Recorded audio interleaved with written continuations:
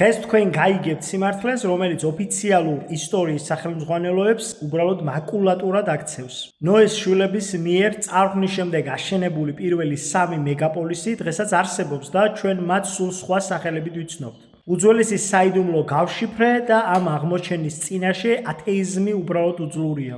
იცოდით, რომ კაცობრიობის პირველი 3 უდიდესი ქალაქი, რომლებიც წარღვნის შემდეგ აშენდა, დღესაც არსებობს და ჩვენ მათ სულ სხვა სახელებით ვიცნობთ. ძველი ხელნაწერები და მივიწყებული გადმოცემები ინახავს ამბავს, რომლის მიხედვითაც ნოეს შვილები წარღვნის საწყის წერტილს იდუმალ ლუბარის მთას დასცილდნენ.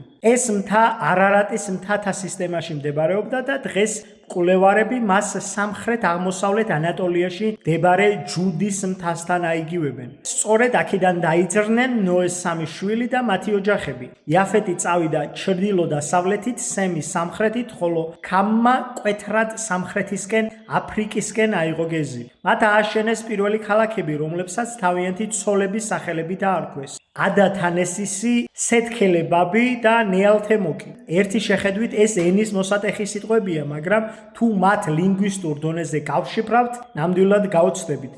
იაფეტის შთამომავლები ლუბარის მთიდან ჩრდილო-დასავლეთით გადაცხოვრდნენ.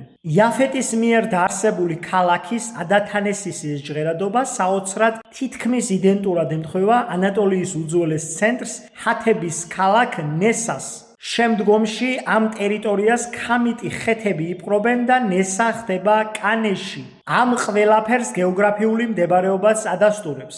არარატიდან ეს რეგიონი ზუსტად ჩრდილო-დასავლეთითაა. სემი და მისი შთამომავლები არარატიდან სამხრეთით დაიძრნენ და მესოპოტამიაში დასახლდნენ. სემიმ დააარსა ქალაქი სედექელებაბი. მოდით დავშალოთ ეს სიტყვა. ძველ სემიტურ ენებში სედეკ სიმართლეს ნიშნავს, ხოლო დაბლოება ლებაბი, ბაბი, ბაბილე ან ბაბიელ პირდაპირ სიტყვა ბაბილონს უკავშირდება. გამოდის სეთექელებაბი სხვა არაფერია თუ არა უძველესი ბაბილონის ნამდვილი მისტიური სახელი.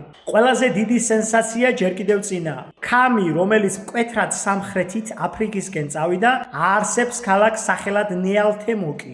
ეს ყველაფერი კი მომენტალურად იშიფრება როგორც ნილ თემეჰუკ, ნილ ანუ დიდებული ნილოსი. ხოლო თემეჰუკ, იგივე თემეჰუ ძველ ეგვიპტური წყაროების მიხედვით ჩრდილოეთ აფრიკის უძველესი მოსახლეობის ოფიციალური სახელია. რომ შევაჯამოთ ანატოლიის ნესა ჩრდილო-დასავლეთით, ბაბილონი სამხრეთით და ნილ თემეჰუ მკვეთრად სამხრეთით, ეს ყველაფერი არის სამყაროს უძველესი გეოგრაფიული ატლასი, რომელიც გაშიფრულია და სადაც ათეიზმის ადგილი არ არის. წარღვნამდელი თუ წარღვნის შემდგომი სამყაროს საიდუმლოებები გაცილებით უფრო თვალსაჩინოა, ვიდრე ჩვენ გვგონია.